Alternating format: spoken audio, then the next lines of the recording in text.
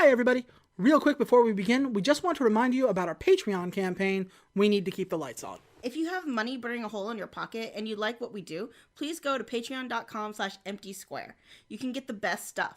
Like bloopers, early access, and whole-ass bonus episodes. Plus, the chance to have your very own episode dedicated to you. That's patreon.com/emptysquare. We'd really appreciate it if you'd come, but there's no obligation, and we'd love you all just the same.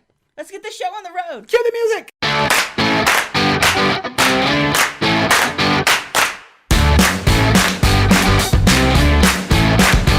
Hello, everyone, and welcome to Binging with Badness, the only podcast that is both shaken and stirred because there's literally no fucking difference. My name is Mitchell McIntyre. I'm Vanessa Vogel. And this is Casino Royale. The reboot, the restart, the reimagining. I can't think of another word. Of the James Bond mythos, I guess. Redux would have been good. Damn nation. But yeah, so we are starting with, we're doing the James Bond series, and we are going to start with Daniel Craig. We're going to do Daniel Craig. For two reasons. One, No Time to Die is coming out in November, we hope. And two, Casino Royale was a reboot of the entire thing.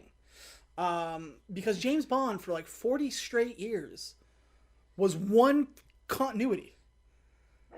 Everything that happened in Dr. No, happened in Thunderball, happened in Moonraker, so it was... Things started to get an eensy bit convoluted. Okay, so I should preface this by saying the only other James Bond movie I've seen is Skyfall. Right. So... Great movie. You're gonna have to explain some shit to me. And that's what I'm here for. So, I wouldn't consider myself a huge fan of James Bond, but I do really like it. I'll watch the new ones when they come out. I've seen a lot of the older ones, not all of them.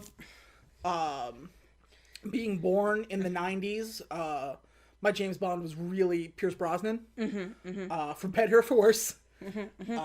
And that's actually kind of where we start, is at the end of At the end of Pierce Brosnan. I guess he's James.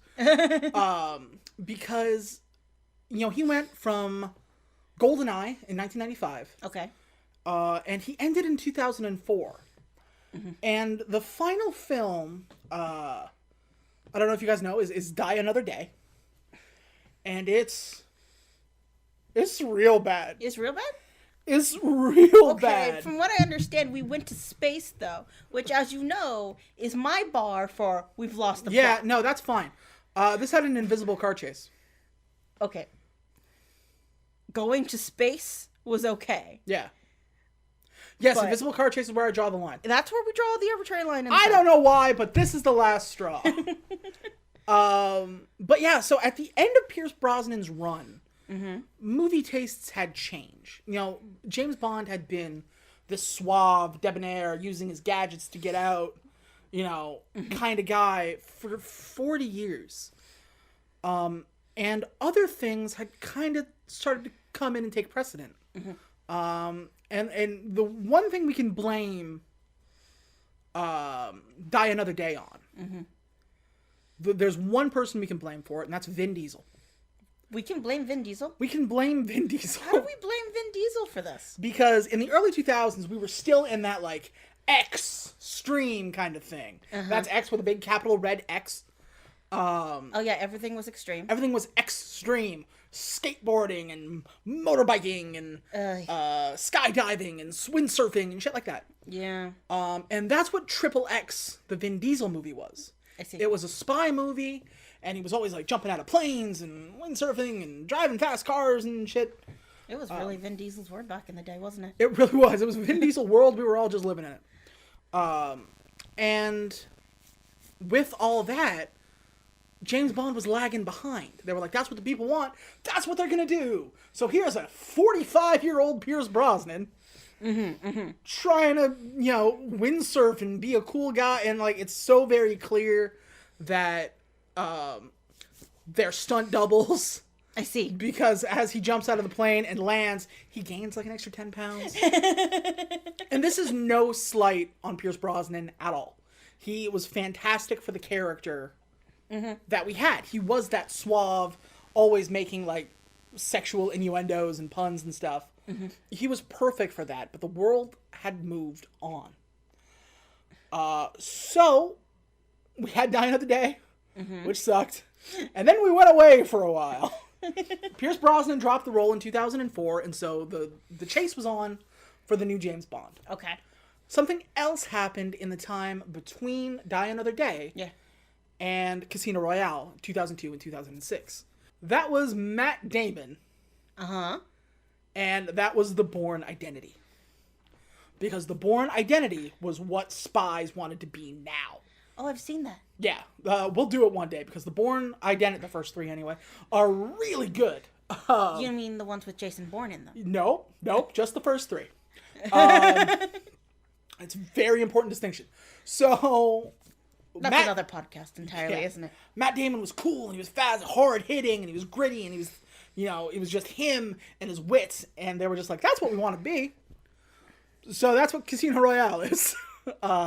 Question. Yes. Is Jason Bourne's name a pun on James Bond because they're so similar? I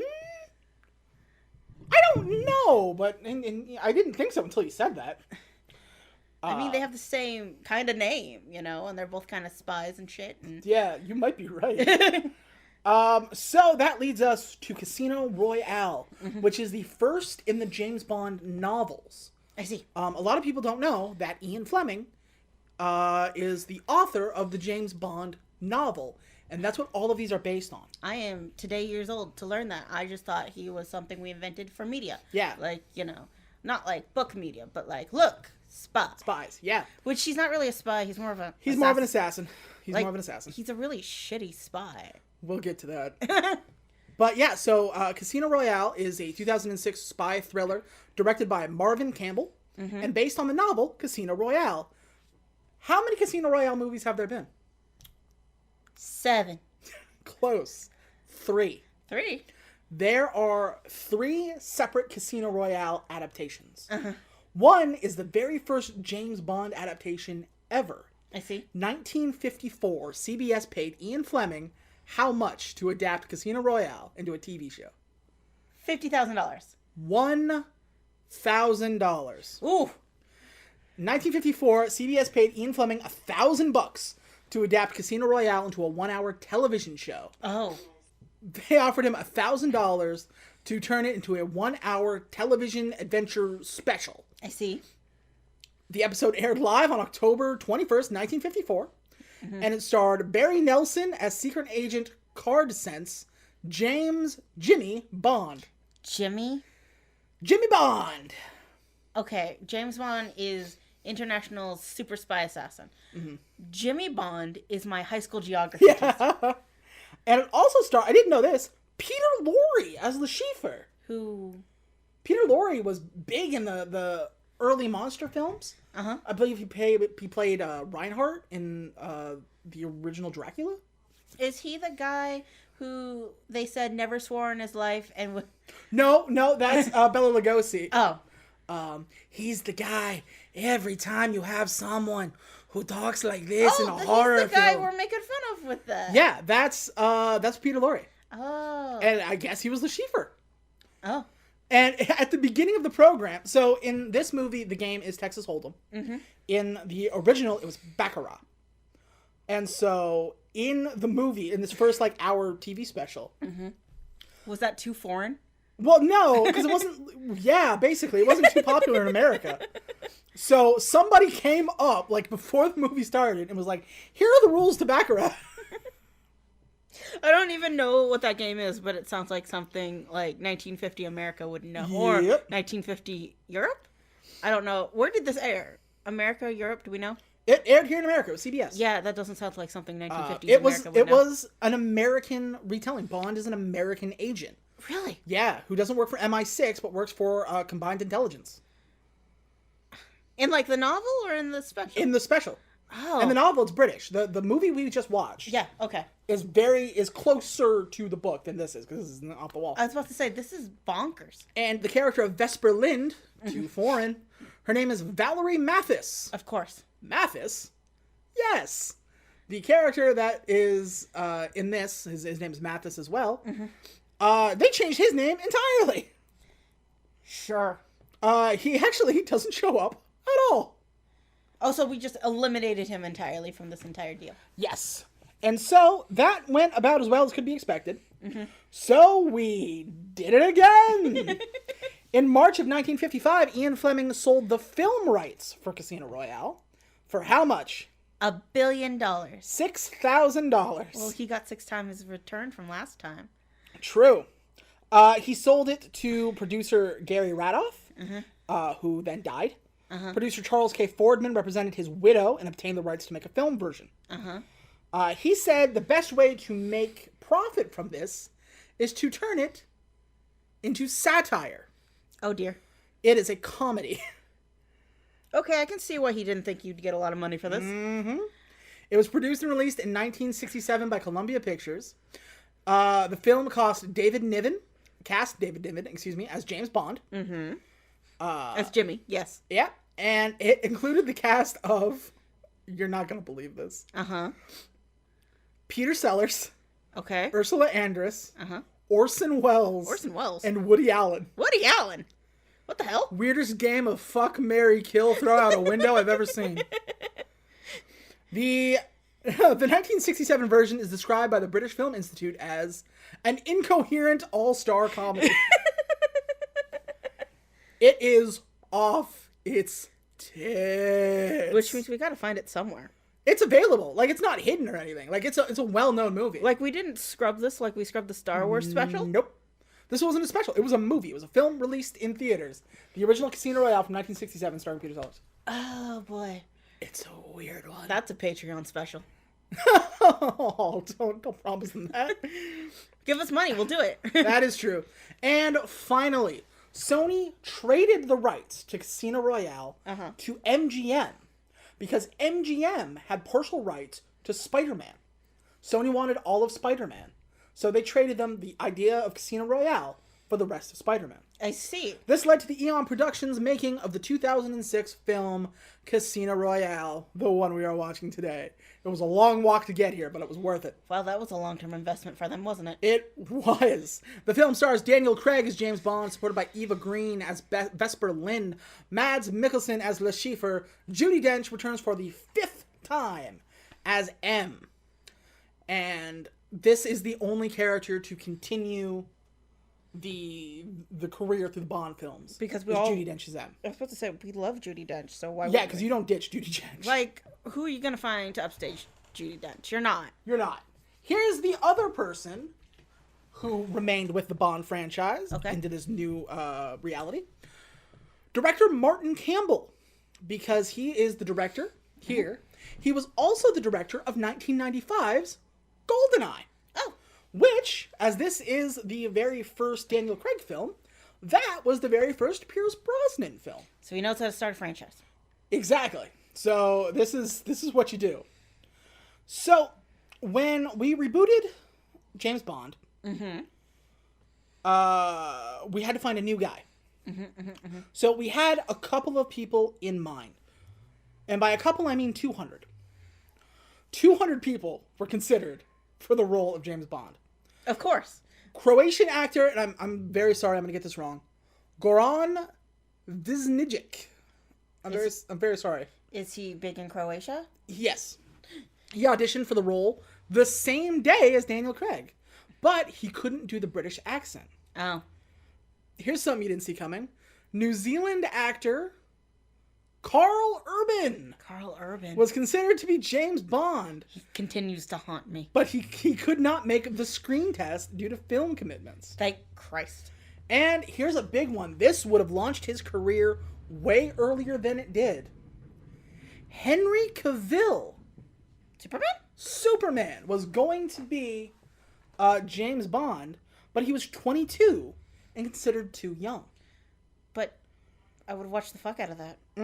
He's a very handsome man. That's the thing. If you look at Henry Cavill's actor for the roles he almost got, he was gonna be famous at some point.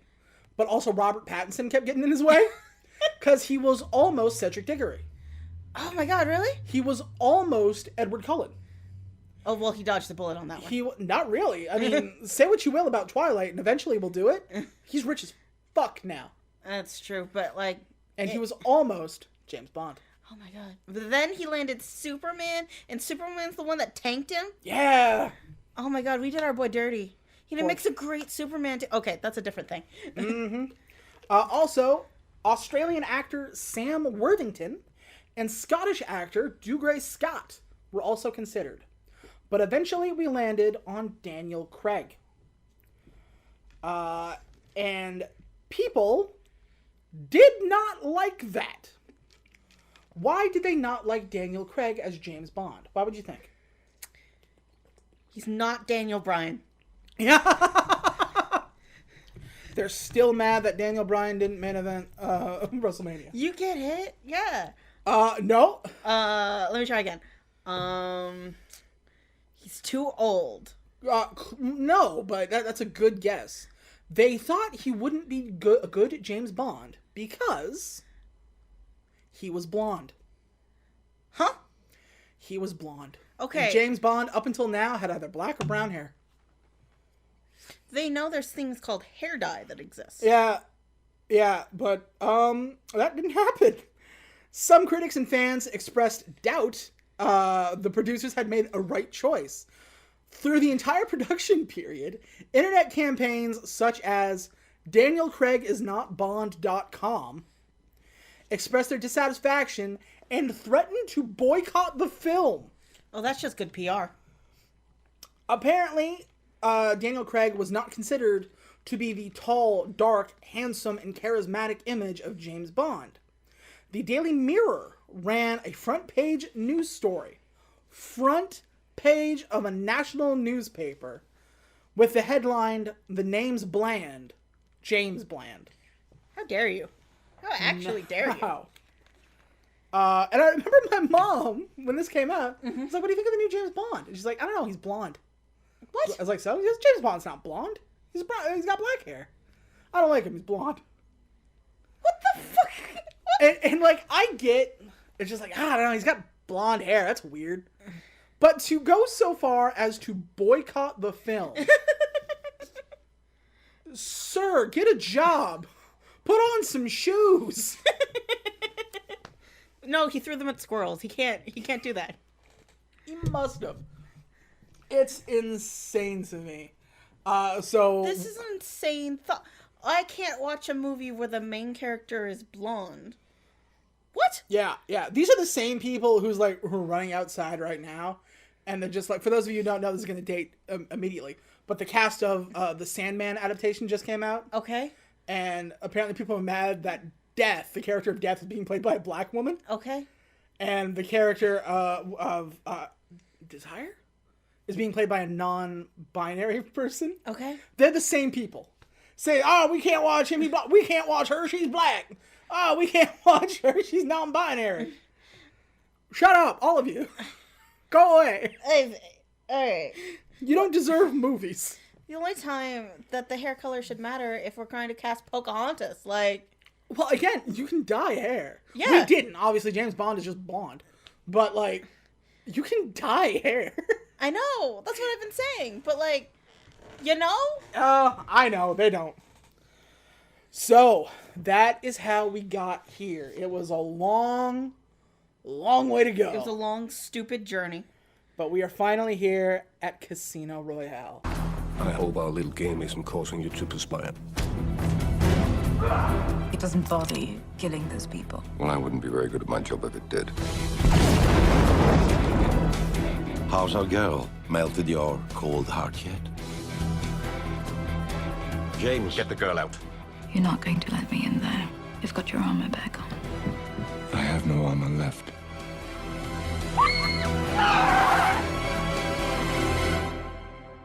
You've stripped it from me. Whatever is left of me. Whatever I am.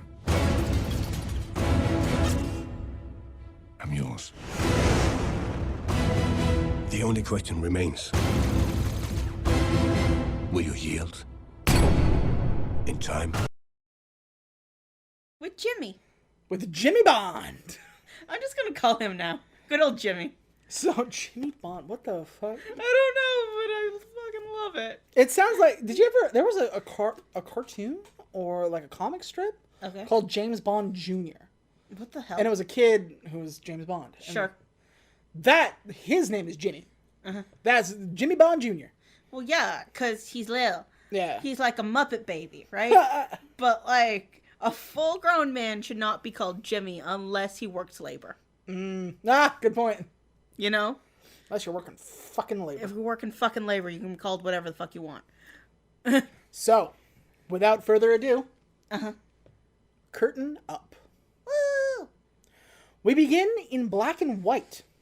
Just regular Agent James Bond, played by Daniel Craig, is awaiting for a man in his office.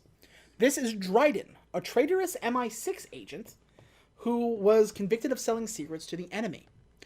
And he was also the section chief. What a dick. He makes fun of Bond for not being a 00. He said, M must not be too clear on my credentials, because if she really wanted me dead, she'd send a 00. And what are you? You need 2 kills for a 00. How many kills do you have? And James Bond's like, 1. And we cut back to a flashback of him beating the shit out of what turns to be Dryden's accomplice. And this is where the movie kind of starts James Bond. We're very used to that very suave, 1 shot, 1 kill, very smooth, like, combat. This is violent. It is messy. It is awkward. Because it's a lot of, like, slamming heads into glass and, like... Shooting glass and, like, going through, what's it? Like, fucking sinks and stuff. Yeah, it is brutal. It's not quick. It's not clean. It is very, very violent and messy.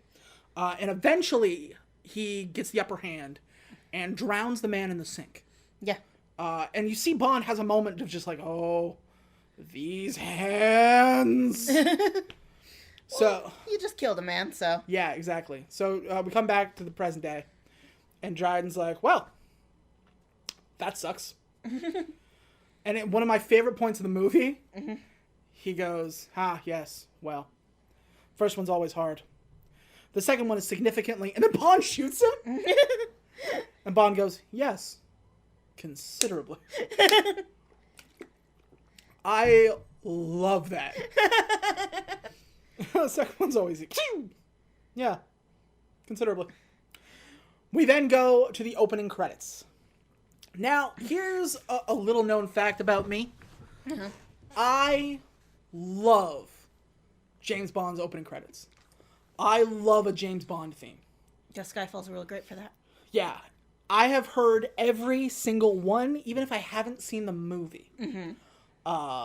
Just because I think there's such a cool sound, and they're so interesting, and I love the opening, like, credit scene. Yeah. And Casino Royale, its theme song is You Know My Name by Chris Cornell. Rest in peace. And it is one of the best of all time. Really? One of the best of all time. It fits this new Bond. For those of you who haven't heard it, go listen to it right now. We'll wait. So have you watched the movie yet? How you doing? You good? Yeah. Cool. Do you want to get more Dutch Bros later? I kind of do. You guys have a Dutch Bros? You're not listening. If you do, get something called the Caramelizer. Or an Aftershock with a blue rebel in it. All right, you back? Cool. So what that song, it's a difference. Same way James Bond, Daniel Craig is very like gutsy and very gritty, and that's the sound this thing invokes. And I love it so much. Chris Cornell's voice is perfect. It's so well written. It's been stuck in my head since 2006. And then we go to the actual visuals. You all know what a James Bond visual looks like. And this one's really cool. It takes because it's, Casino Royale, it revolves around cards. And so it takes the little design on a card, the thin kind of like curves and strips that are patterned that kind of adorn the corners.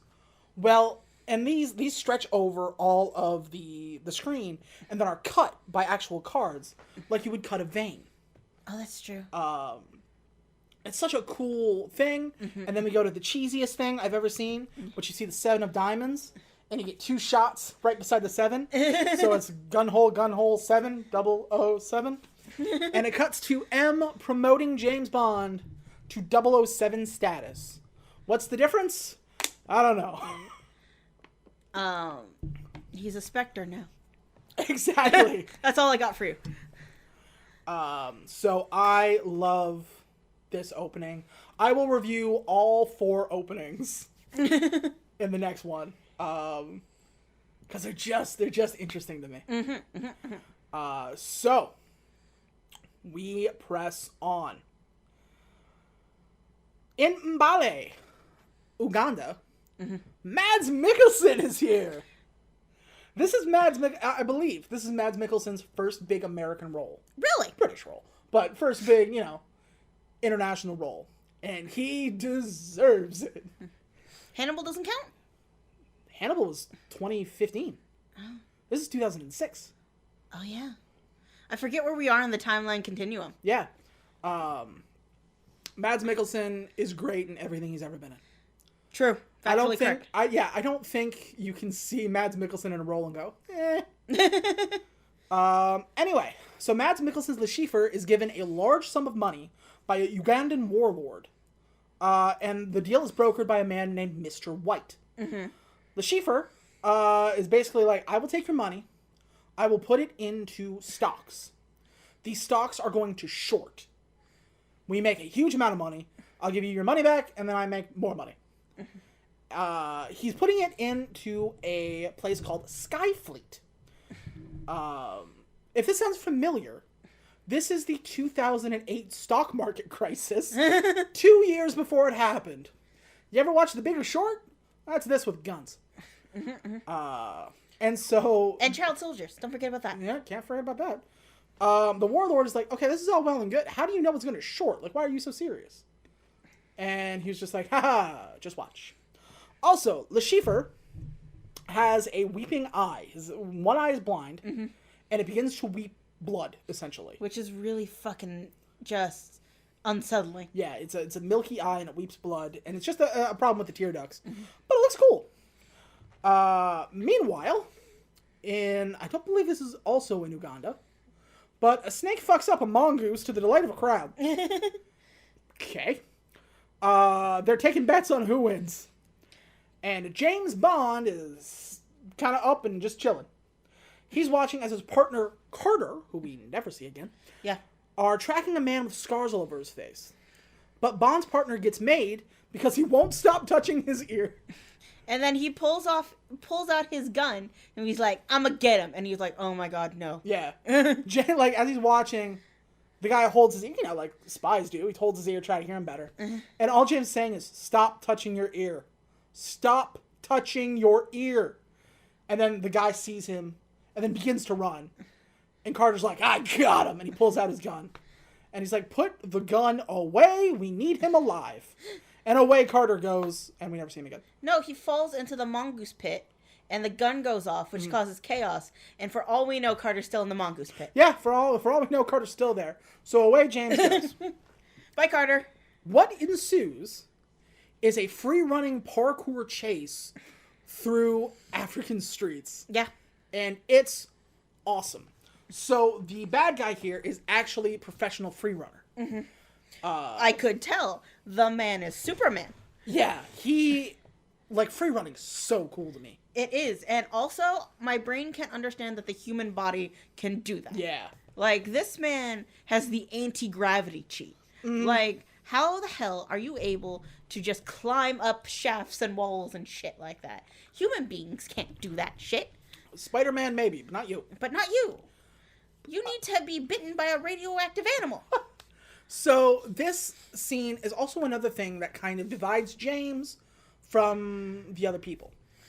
So you watch the bad guy with scars on his face, and he just glides over stuff. Yeah. Like leaping over stuff in a single bound, never fucks up, never makes a mistake. Nope. And he's so quick, and he's so light on his feet. So at one point, he runs up and over, and he hides behind some, like, giant metal pillars, I guess, in a truck. They're on a construction site. And he's like, I'm safe here. And Bond is like, well, now what am I going to do? And he sees a bulldozer. So while he's hiding, he's like, I'm going to run now. Bond comes through and breaks the whole goddamn thing with the bulldozer. And so he's just like, oh, man. And away he goes. So this guy's doing just crazy parkour and shit. Yeah. And here's Bond struggling to keep up, like an old man trying to keep up with the grandkid, you know? And I'm like, which one of you is the super spy? Yeah. He's definitely the super spy. Who are you, Bond? So Jimmy, what are you doing? Jimmy, what are you doing, Jimmy? Bad guy runs up a scaffolding, essentially. And James kind of follows him. And again, he's very light on his feet and jumping. As he makes a big jump, like he runs, jumps, and then lands on his feet and runs. James will jump and he'll make it, but he'll land like chest first onto the corner. Oh. And you know it hurts. Bond has no grace, and he's not as athletic as this guy, but he is smarter. So this guy runs up and he finds this crane that's like holding a pallet of stuff. And he runs up and he starts hand over hand climbing the rope to get to the top of the crane. Bond makes it there and he realizes, I can't climb that fast. I can't do that. So he jettisons the load and has the machine bring him up. Yeah. And so it's, haha, I beat him. Work smarter, not harder. Exactly. There is a point where they're chasing him through a building and there's like a wall and there's like a little window up there. Very thin window up at the top. Yeah. So the bad guy runs, jumps up the wall and through the window in one graceful move. Yeah. Bond runs through the wall. Like, it's just like the drywall. He just goes... Yeah, and it's just like, hop, hop, swoosh, bang! Anyway. Yeah, he just comes through it like the Kool-Aid Man.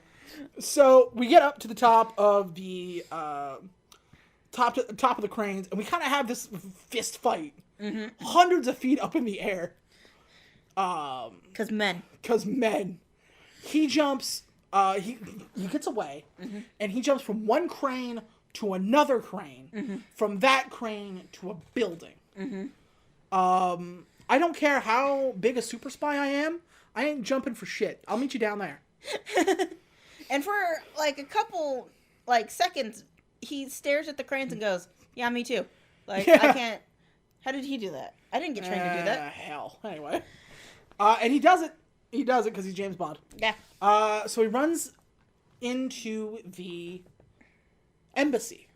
I don't know if it's the American embassy. It's an embassy. I believe it's the Ugandan embassy or whatever the local... Yeah. It's not the American one. So basically, bad guy runs into the embassy. We should also mention that everything that could be flammable is a Blows mega... up.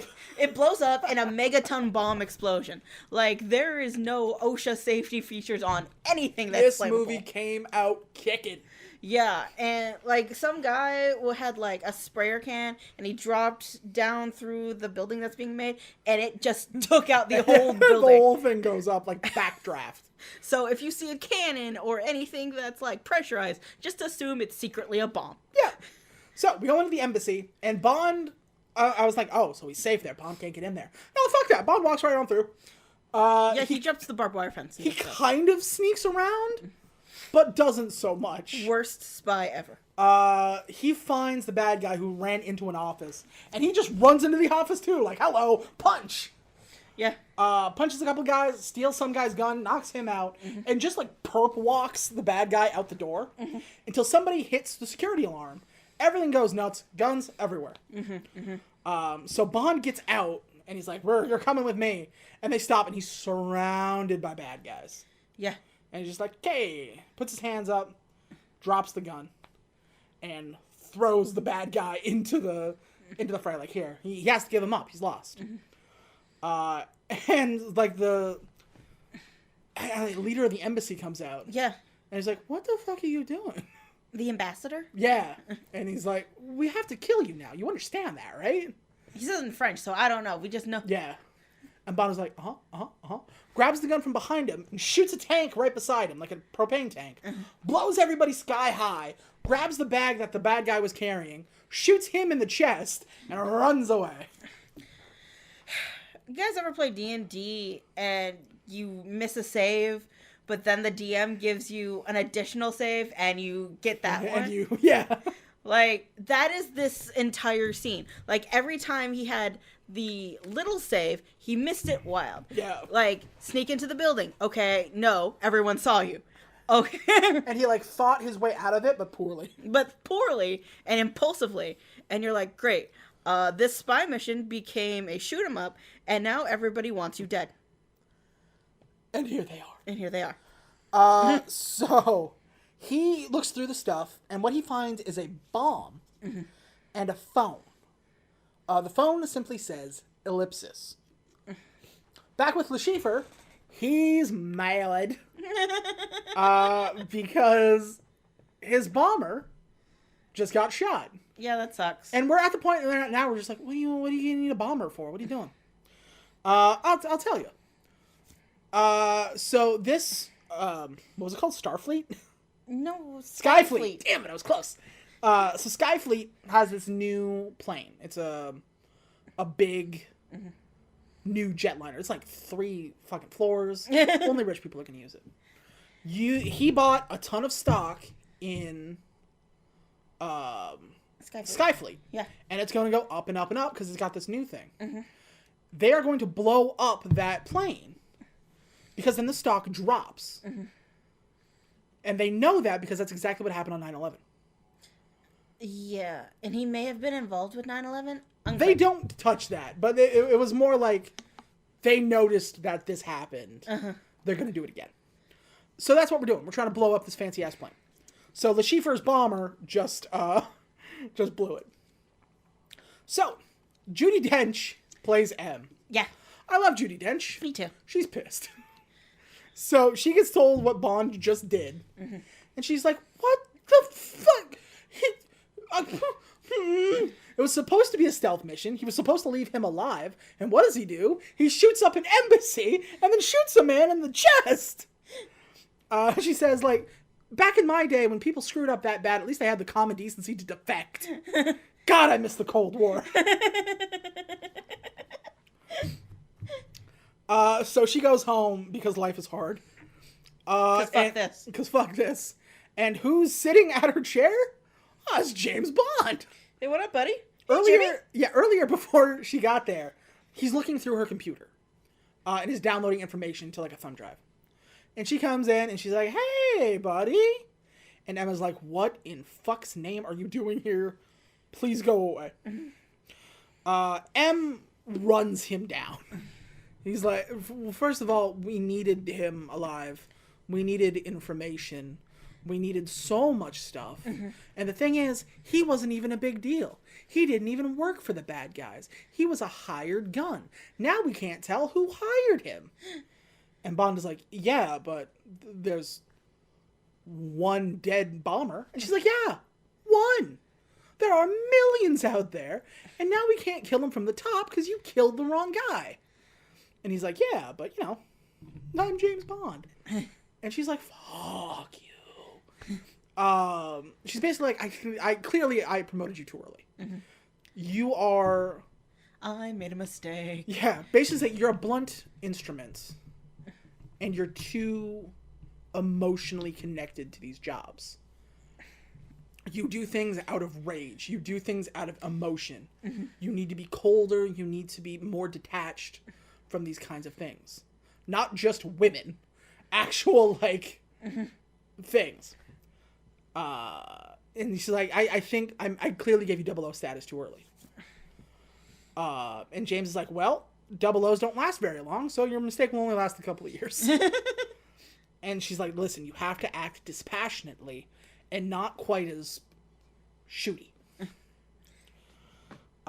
So, we found out through M's information that some of the bad guys found out some of the names, and they are in Nassau, Bahama. Daniel Craig gets off a plane and he's wearing a suit in the Bahamas, and that's gotta suck. He gets into a car. He drives the all-new Ford Focus, available now for only 20% down at your local dealer. And Bond scopes out a new location. We're not really sure where we are. It's like a hotel, resort kind of thing. But, like, really rich people be here. So Bond is, like, looking around. He's noticing the cameras.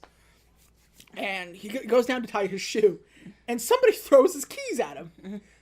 And he's like, all right, I need you to park the car. He's just like, oh. Yes, sir. Right away, sir. Sorry, sir. So Bond steals the man's car. And he goes and he drives it to the parking lot. And he puts it in the parking space. Drives up. And then backs into it so hard.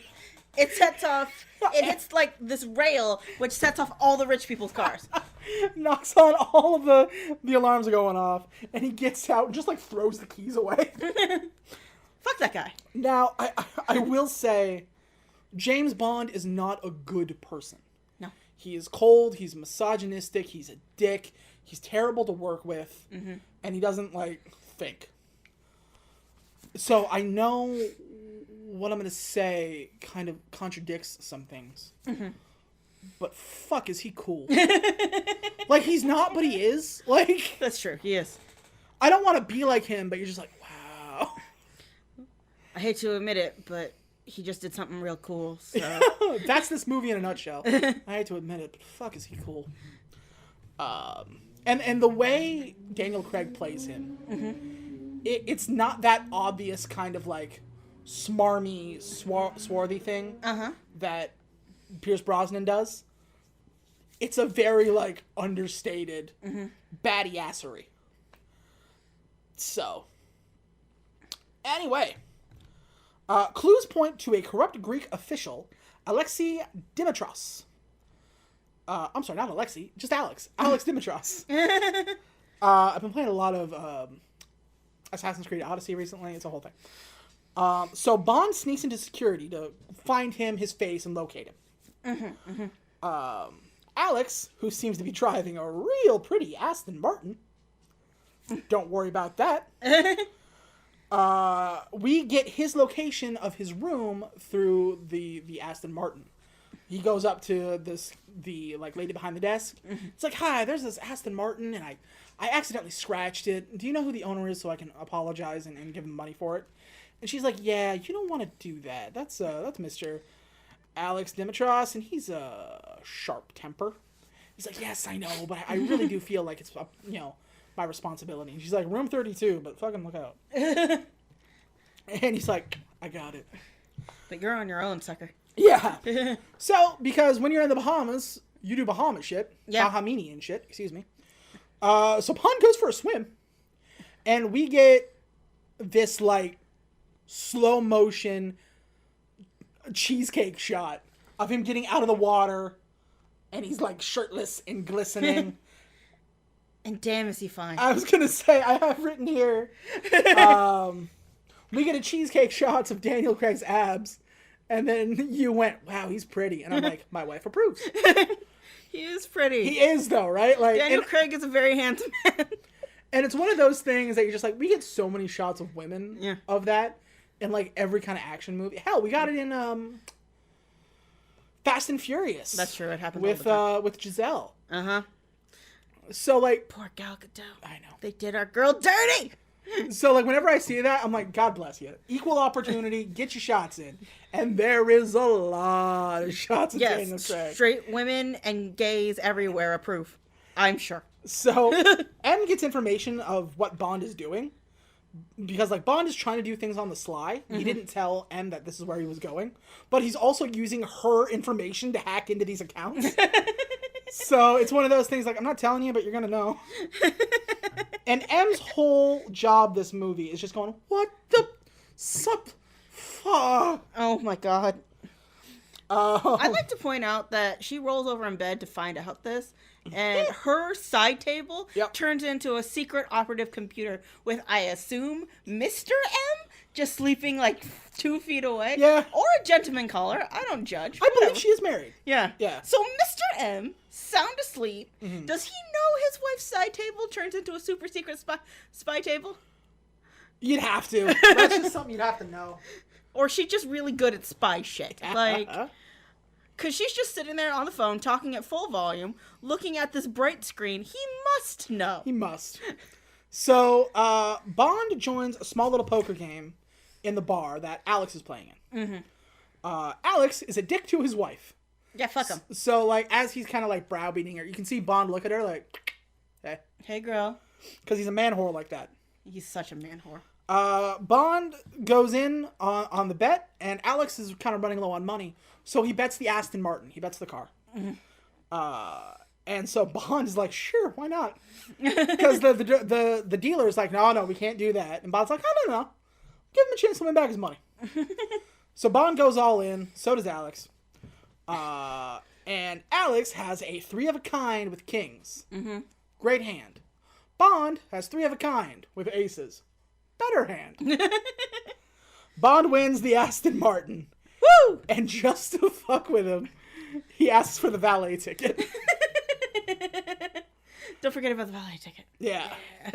Oh, and then Bond sleeps with his wife. He uses his own car Uh-huh. to seduce his wife. The wife's name is Solange, and Like Beyonce's sister. yes. I didn't catch her name, so... Yeah, it's only said once or twice. And so Bond is like, hey, Hey, girl. how you living? And she's just like, yes, you're very good at stealing my husband's stuff. Mm-hmm. And he's like, yeah. Your boyfriend's a dick. He ain't shit. He can suck on my dick. And she's like, yeah, you're right. And he's like, why don't we go for a drink? And she's like, I can't. My husband will be even madder. He's like, yeah, but fuck him. I'll take you to my house. She's like, okie dokie. So they get in the Aston Martin. He drives really fast down the road, takes a left turn, takes a left turn, takes a left turn, in the back of the hotel. And he goes, oh, we're at my house. So You're the guy who stole my husband. Yeah, and I'm also the guy who's about to steal his girl. Steal your girl. So, as they are in, how do I say this? As they are pre-coital. That's the best way I can say it, because I was going to say it while they're going downtown to Bone Town. Why don't you just say that? So, Solange is just like, you like married women? And he's like, clearly. And he's like, so, does the word ellipsis mean anything to you? Mm-hmm. She's like, not even a little bit. I don't care, and I don't want to care. And he's like, yeah, I get that. Your husband seems to say it a lot. What does he think ellipsis means? And then the phone rings, and it's Alex. She's like, I don't know. You want me to ask him? And Alex is like, hey, going to Miami right now. Don't wait up. And she's like, yeah, he's going to Miami, so we got all night. And he's like, absolutely. Then we need more champagne. He gets up, he calls room service, and he's like, yeah, can I get super expensive champagne and beluga caviar? And he's like, is that for 2? And he goes, nope, just for 1. He hangs up and leaves. Well, at least he's classy and left her, like, something fancy. Yeah. So we tail him to Miami. And at a Miami casino, they kind of, like, notice each other. Mm-hmm. And so Bond kind of walks towards him. He kind of walks towards him, too. Alex has a knife. Mm-hmm. And, like, he pulls it out. And they get really close to each other, and he's trying to surreptitiously stab him in the stomach. So we have this like little knife battle as Alex is pushing the knife towards Bond, and Bond's pushing the knife towards Alex. And Bond literally goes, over there. Like, he looks behind him like, what's that? And he looks, and he gets stabbed in the chest. Yeah, he like smacks him in the face and stabs him in the chest or something like that. He literally goes, you can't see it, but he does that like, hey, what's up? Head nod? And Alex is like, huh? Dead. And so, like, as he walks into a chair and he's just like, and you stay here now. He grabs some stuff of his, and he sees a phone, and he was the person to trigger ellipsis, whatever that is. He calls the number and finds that Alex's accomplice is here in the casino. in the like airport casino thing. So Bond chases Ben Platt's lookalike all the way to the airport because bad guy's about to blow up a bomb, blow up the thing. So he calls MI6 and he's like, "Get me Judi Dench," and he's like, "She's not here," and he's like, "I don't care, get me M." And she's like, "Hello, M, Bond, what are you doing?" He's like, "M, I'll call you back." Yeah, he says something like, "There's a bomb in Miami-Dade. Get me M." He's like, "Please hold." And I'm like, "What do you mean, please hold?" And so he's like, "I'll call you back." And he sees the Ben Platt go. It's not Ben Platt. I just want to say that, but Ben Platt enters a code into a door and walks through. Yeah. And Bond looks at this like, "I don't know how to hack into it." That's why he's calling him. Hack into this for me. And he realizes, he looks at it for a second, and he looks at the phone, and the phone says ellipsis. He walks up, and on the keypad spells out ellipsis. And it opens. It was the key to the door. Oh. So M calls again. He's like, "Are you okay? What's going on?" He goes, "Yeah, I gotta go." So bad guy goes into the place. He dresses up as security, and then he pulls the fire alarm, getting everybody outside. He then gets into a giant fuel truck and straps a bomb to the underside. It's a little like grenade looking thing. It's really more of a flashlight looking thing, Yeah. like, with a beeper on it. It's very strange. Yeah, so it's not like a big like dynamite bomb. It's a little bomb. They use the fuel tanker, drive it into the jetliner, blow everything up. All in the name of stock markets, guys. It's a lot of money we're dealing with right now. Le Chiffre needs this to work because you don't want to fuck with an Ugandan warlord. Fair. And fuck with, we don't. So, he gets into the tanker and drives away. Bond is like, it's gonna be me. So he gets in another car, and we have ourselves a little car fight. Bond jumps onto the thing and is like on top of it, trying to get to the driver's seat. And the driver, he doesn't even realize it for a little bit. And then Bond falls off and like hangs onto it. Yeah. And he's like, son of a bitch. That's James Bond. And so he drives to kind of get him off. At one point he sees another car coming towards him. So he's going to like skid with that other car, basically to crush James. And so he bails out, rolls on the ground. And then like as he scrapes on the thing, he kind of turns around a little bit. And James just jumps right back on. He gets inside the truck and they start just fist fighting each other. It's clear what he's going to do at this point, and he's going to drive it in and then jump out. So Bond is trying to stop him. Yeah, don't do that. The driver, he clips the brakes, and he gets ready to go out, and he goes to jump, and James, like, grabs him by the scruff of the neck. He's like, no. We're both done. Here, idiot. So we go through this big kerfuffle. The guy eventually does bail out. So James is like, "Oh, great." And he tries to step on the brakes. The brakes don't work. And the bomb is underneath the thing. It's like he finds the bomb. He deals with that. Kicks the guy out of the car. And he's like, "Now what do I do?" So he takes the idea to let go of the gas and skid the truck. So it stops on its own. And he does. He skids it, and he gets real close to the fancy-ass jetliner. There is gasoline fucking Yeah, everywhere. it was shot, because that's what you do with a fucking fuel tank, is you shoot it. Who thinks that? I Who thinks don't know. that? So there's fuel leaking everywhere. James skids it. And he basically saves everybody. And he's just like, the fuel is leaking out of the thing. And James is like, oh, okay. The Skyliner is saved. He gets out of the car, and he's just like, that went well. And he's immediately arrested. Yeah, because for once, security's doing its fucking job. It's like, he looks like a terrorist. So he's like, I did it. Oh, Jesus. Ugh. And so they slam him against the car, and you see the bad guy who bailed out, and he's got the trigger, and he's like looking at James, and he's looking at the trigger. And you see the bomb, and the bomb is hanging there. And it's beep, beep, beep. And he kind of looks at James like, whoa. And he hits the button, and the beeping starts getting louder, and it starts getting more frequent. Beep, beep, beep, beep, beep, beep, beep, beep, beep. And the guy looks around, and he realizes the bomb is attached to his belt. Beep, beep, beep, beep, beep. Boom! Oof. And James is like, his head is on the boot of the car, and he just kind of like smiles, like, ha ha, moron. He blew up. So, Le Chiffre. He saved the day somehow. Yeah, you would be surprised. There's still another hour and a half of this movie. That sounds like the plot. We haven't even gotten started.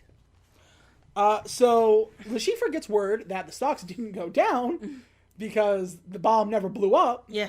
And he has lost hundreds of billions. Yeah, the put's expired because that's what they do in the stock market. You have to buy them at a set time. Yeah. So he has lost an insane amount of money. So he goes, huh. Someone talked. And he gets up and he walks away. James shows back up at the hotel resort he was at. Mm-hmm. And he's like, it's a good day to be James Bond. And M shows up and she's like, hi, James. And he's like, hi, M. Look what you did. And he goes, what? Blowing up the thing? Oh, no. And we look and Solange is dead. Super dead. Solange is dead and in, like, a hammock. Yeah. Le Chiffre apparently believed that Alexei talked to Solange, and Solange talked to whoever did the bad thing. Mm-hmm. And so they killed her because Alex is already dead. So, here is the plan B.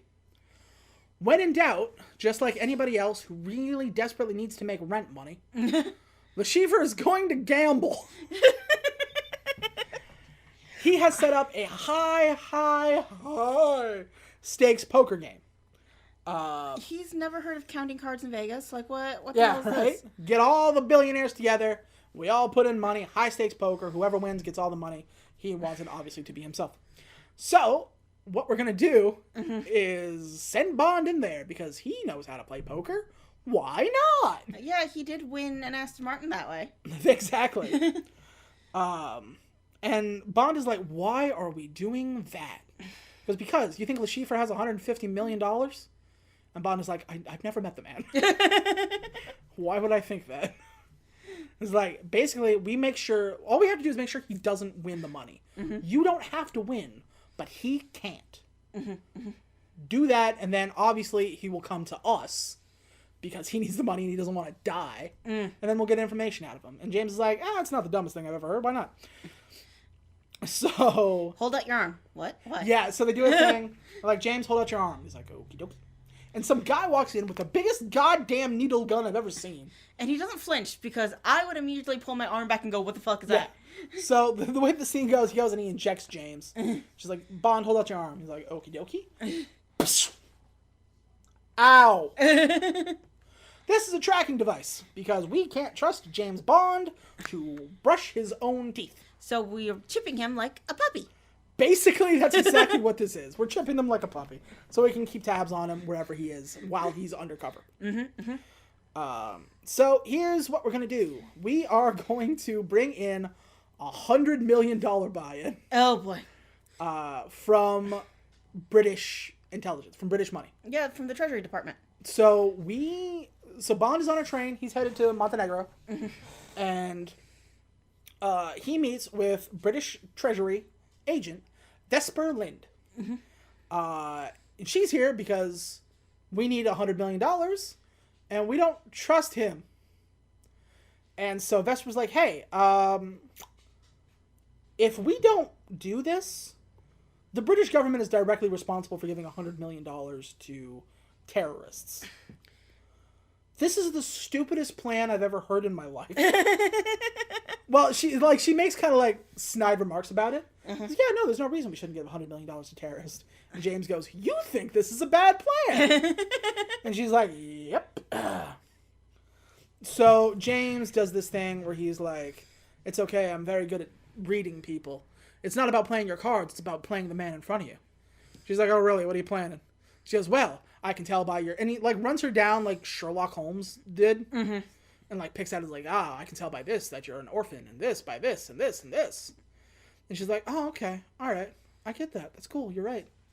So I can tell by the way you blah, blah, blah. And does the exact same thing to James. It's like, what do you think? Am I right? And he's like, huh. She's like, I like this poker thing. And she gets up and she's like, I'm out of here. Don't fuck up. And he's like, cool, bye, Vesper. So, Bond gets their new personas, and they're supposed to be very much in love. And so they had to have this, like,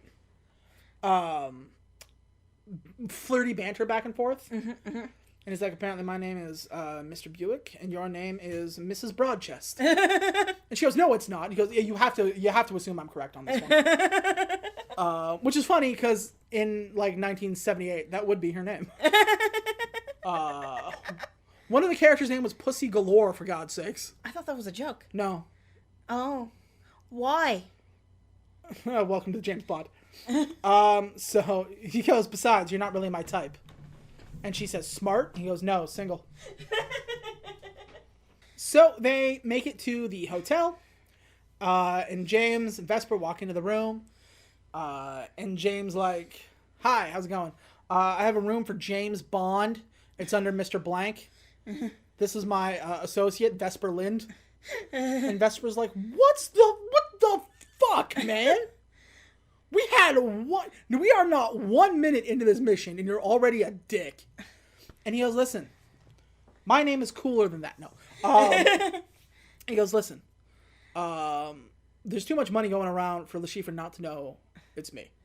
So either he knows it's me and chose to play me anyway, or he's gonna know it's me because I'm pretty obviously cute. So I'm pretty obviously James Bond. Yeah. Like, he's so well connected that no matter what happens, he's going to know it's me. He's going to know I'm James Bond, and he's going to know where the money came from the British government. So why not? What's the point in hiding? And Vesper goes, yeah, now he knows something else. You're reckless. And James is just like, shit. And so she gets into the elevator, and she's like, take the next one. This place isn't big enough for me and your ego. I like her. Yeah. So Bond meets with his contact, Mathis. And Mathis basically says, hey, if you get in trouble, you are alone. There is no helping you here, so be careful. Mathis will act as our explanation as to what poker is. Because during the actual casino part, all he's doing is leaning over to Vesper going, that's a straight flush. That's better than 2 8s. He's got $28 million now. If he's going all in, he's going to have to bet it all. Those are playing cards. That guy's hair looks nice. Like, that's all he does. Well, to his credit, I don't know what's better, a straight flush or a full house, right? Me either. I was going to say full house, but I don't know. That's what I mean. Like, could you just explain which hand is higher? Yeah. Because there's a certain point where he does a thing, and everyone's like, and I'm also like, yeah. Yeah, I also. And I'm like, did he do it? Did he fail? Did he succeed? I don't know. Somebody tell me something. Hey, Mathis, explain this to me. You need that thing. Like, if you watch poker on TV, there's a little thing, like, in the back right-hand corner. Yeah, that tells you who has what the percentage is. Love that. Thanks. Need that. So, in the hotel room, Bond walks in, and he's like, here, we got you a dress. And she's like, that is barely a dress. What is that? That's not a dress. That's a sensor bar. What Yeah. is... And he's like, you need this because all eyes need to be on you when you come in and kiss my neck and wish me good luck. Because if they're on you, their eyes are not on their cards. She's like, all right, I get it. And Bond walks to his bed and notices a dinner jacket. And he picks it up and he goes, what? What the fuck is this? I have a dinner jacket. And she goes, yeah, well, there are dinner jackets, and then there are dinner jackets. And he looks at it and he goes, it's tailored. How did you know my size? He goes, I sized you up from the minute we saw. Damn it. That's spy shit. Learn Yeah. that, Bond. At the Casino Royale, Bond meets Le Chiffre, who does indeed know he's James Bond. Everyone gathers in to put in their money into a password-protected account that can only be opened when the game is over. The winner will put in their password, and then the company will send the money to whatever account they feel like, as long as they have the account number. Yeah. So, Bond enters his password that we cannot see. It has to be 6 letters or more. And we start the game. Small blind 5,000, big blind 10,000. Let's poker. Let's poker. Bond spends a long time looking at the Chiffre. Shiffer. And notices he has a tell. So on the weeping eye, it twitches when he's bluffing. So Vesper comes in wearing the fuck out of that dress. Yeah, she looks like $1 trillion. Damn, girl. Yeah. And she does the thing where she bends down and, like, kisses him. She's like, good luck. And he's like, I thought you were supposed to come in where everybody can see you. She's like, watch, everybody can see me.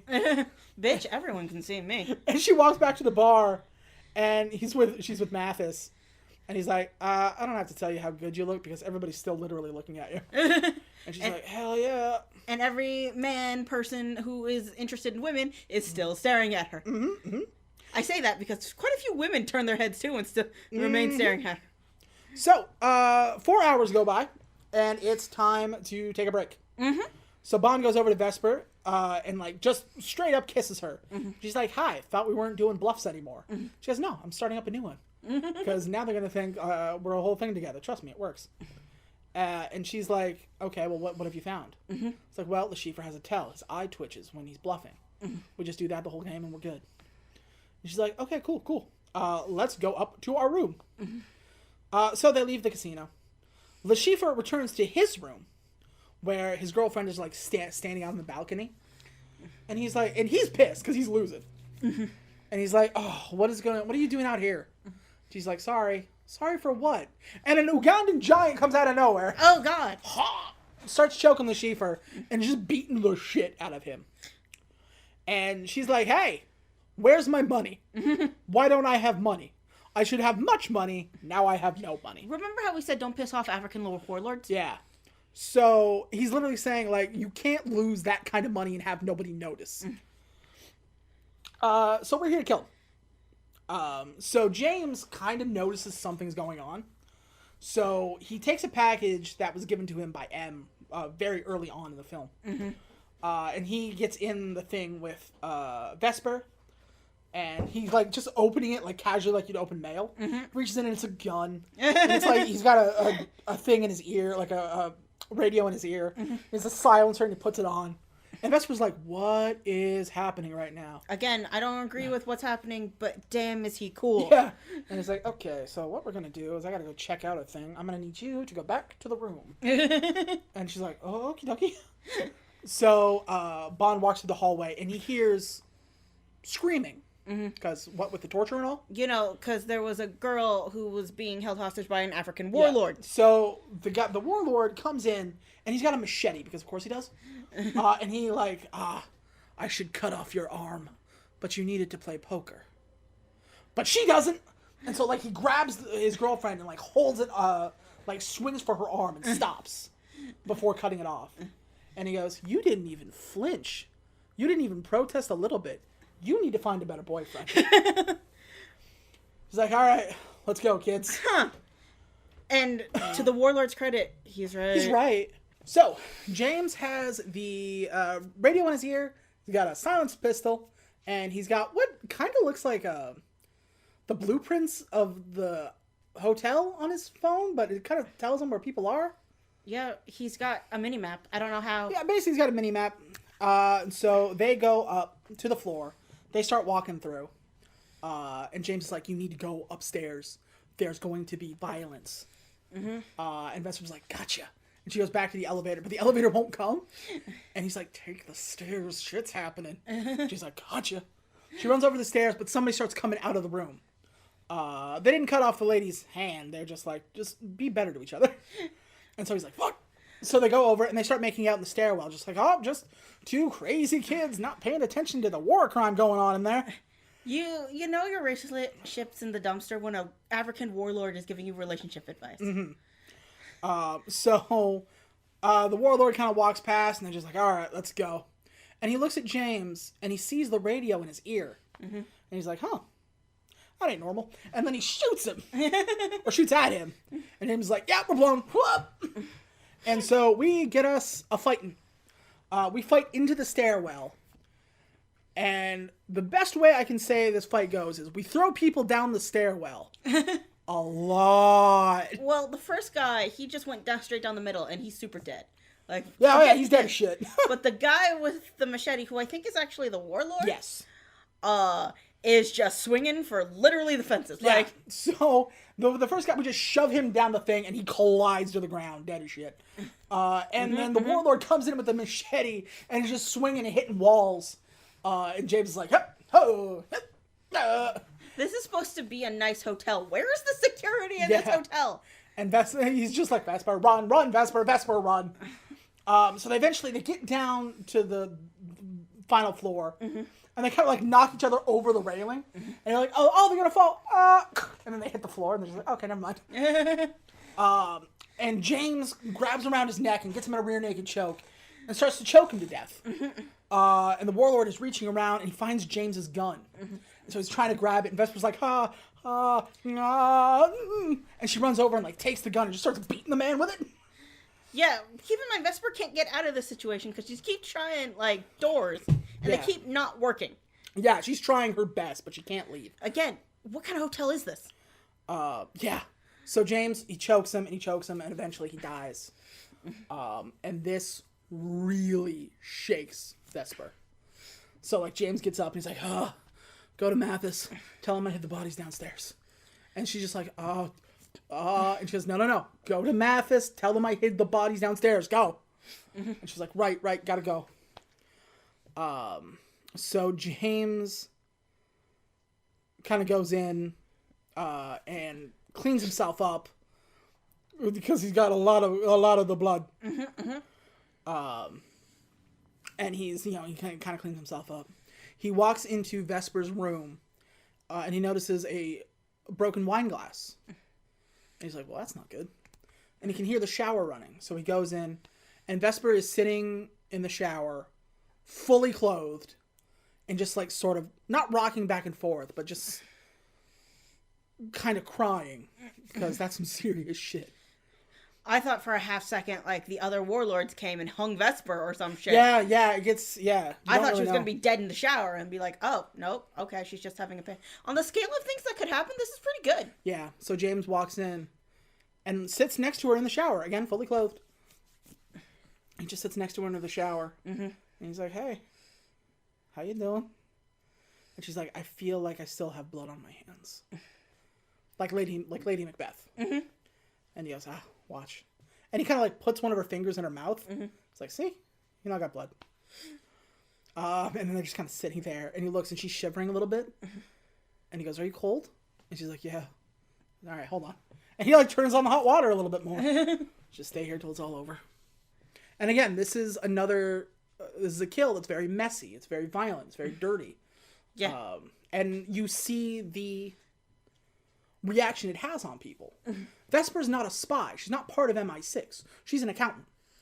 Yeah. She's a pretentious accountant. The reason why she's here is to determine whether or not to give him more money for the gambling operation. Yeah. Because this is an insane plot. Yeah, this is nuts.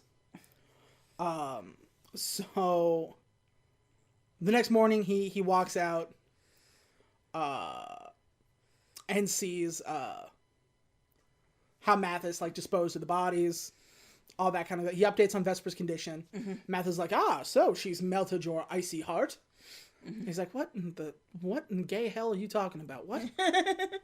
He's like, it's just, I've noticed you've taken quite a liking to her. And he's like, I will pay you $10 to never talk to me again. And then he walks back. I will reach into this bag, pull out the $1 million chip, and give it to you. Yeah. If you stop talking. If you just shut up forever. So he goes back into the game, and LeSchifer is sitting there, and he goes, James, you've changed your shirt. Certainly I hope this game isn't causing perspiration. And James goes, no, it's fine. It is a little nerve-wracking. But I'll get worried when I start weeping blood. And he just like stares at him. LeSchifer's like, fucking, I hate you. Fuck you too. So back in the game, Bond notices the tell on the sheaf, and he begins to bet all in for a heads-up play. $14.5 million. It's a lot of money, and it's all the money we have left. Yeah, it's all in, which means all his money's in. And LeSchifer, he's doing the Twitch thing. And he goes, haha, I got this. And so Bond's like, all in. And LeSchifer's like, I too am all in. He goes, I'll fucking bet you are. And Bond is like, whoa, full house, kings and aces. And LeSchifer's like, whoa, 4 jacks. I win. Bond is out. And I was like, wait, that trumps the other thing? Someone explain poker to me. Yeah. Bond is out. And Le Chiffre stands up and he goes, you must have thought I was bluffing. So somebody told him about his tell. Somebody talked and told Le Chiffre about the tell. And the mission has failed. Mm-hmm. So Bond walks out, talking to Vesper on the balcony. He goes, yep. Well, I'm going to need that $5 million so I can buy myself back in. Yeah. And Vesper's like, no. It's like, well, look, okay, I get it. I fucked up. I went too quick, and I went too, I let it kind of get the better of me. I can beat him. I know I can. I just need the $5 million. And Vesper's like, no. We've already paid so much into it. We're not letting this happen. Remember how I said we don't want to fund terrorism? Yeah. And he goes, I'm sorry. So let me get this straight. Your answer is, let's just give the terrorist the money he's already got? Sorry, everybody, but they didn't want to give up $5 million to save the world. She's like, here's the thing. You don't want to go in there to save the world. You don't want to go in there because this is the right thing to do. You want to go in there because he beat you and it bruised your ego.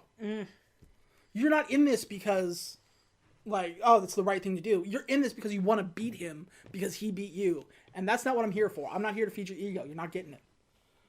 And you're just like, that makes sense. And even Bond is like, I'll be in my room. I am not smart enough to come up with a counter argument. So Bond is a little bit upset. So he sees Le Chiffre walking out the door. He's like, I'm going home. Fuck this. He's like, I'm done for the day. He sees him with his girlfriend. And so Bond takes a knife. And he's like, gonna do this the old-fashioned way. And he gets bumped by somebody else, another player in the game. Yeah. And he's like, hey, what a game we're playing, right? And he goes, yeah, can you excuse me? I have work to do over in that Chiffre direction. And he goes, I figured I'd just introduce myself. Sorry I couldn't do it before. I wasn't seeing that we're family. And he's like, yeah, but, pardon? Bitch, what? This is Felix Leiter. He's a CIA agent. Hey! And he goes, listen, I'm bleeding chips. I'm going to lose. I can see it coming. You're a better poker player than me. I will give you the $5 million to buy yourself back in on one solution. And he's like, all right, you give Le Chiffre to me. You take the money. I don't give a shit. We get to put Le Chiffre in an American prison. Okie dokie. Yeah, why not? So, we got our buy-in. Yeah, we got the buy-in. Bond walks in. He's like, hey, guys. Bet you thought you saw the last of me. Money, let's do this. And Le Chiffre's like, fucking hate that. So he kind of looks over to his girlfriend, who's still with him for some reason. Yeah, again, why is that blonde girl who almost lost an arm still with this guy? I would have packed up all my shit and left. Like 2 seconds after someone threatened to cut off my arm, I would have been like, fuck this shit, I'm out. Yeah. And after the whole thing goes down, Bond goes to the bar, because what else are you going to do? And he's just like, and he sits down. And he goes, vodka martini. And the guy goes, shaken or stirred? He goes, do I look like I give a damn? That's funny. He's also drinking a fancy martini. Yeah. It's got a twist. It's got certain vodka in it. Yeah. And he's like, that's good. I just made this up on the spot because it sounded fancy. I should come up with a name for it. So he gets a martini to come to his table as they're doing the thing. And you see his girlfriend, Le Chiffre's girlfriend, pour something in one of the martini glasses. And so it gets served and Bond drinks it. He's like, all right, let's poker. And Bond is just like, cards. I'm dying.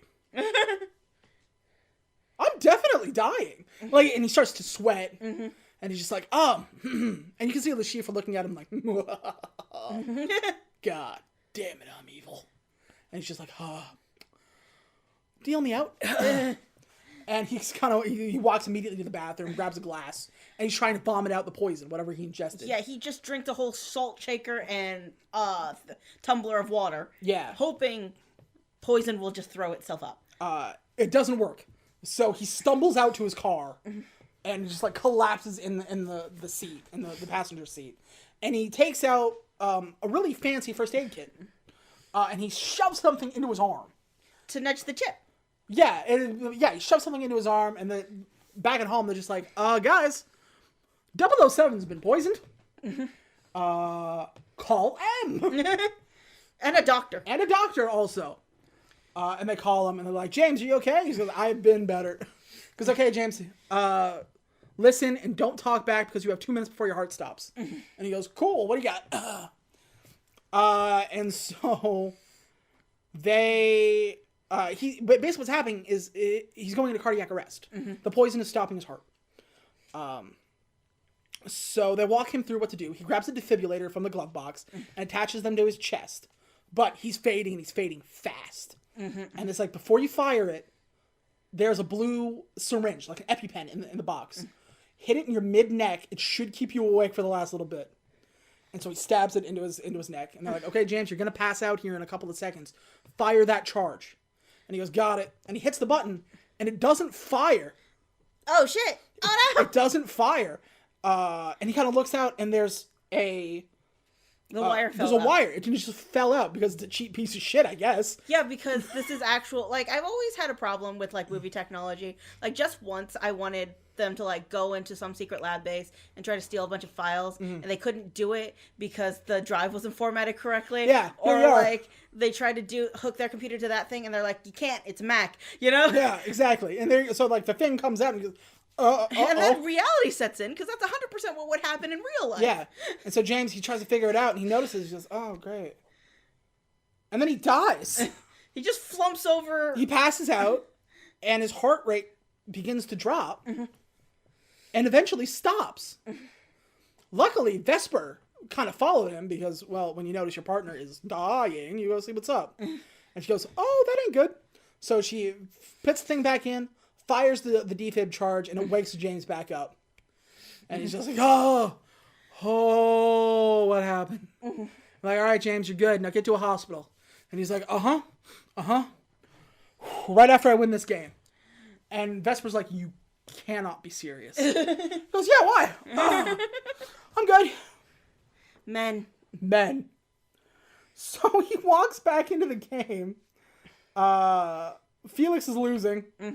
And so Bond walks in, and we're in the final stages. No more buy-in, last man standing. Here we go. So he walks in, and Le Chiffre is shitting a brick. And he looks at him just like, oh. I thought I killed you. And James sits down and he goes, oh, sorry about that. That last hand nearly killed me.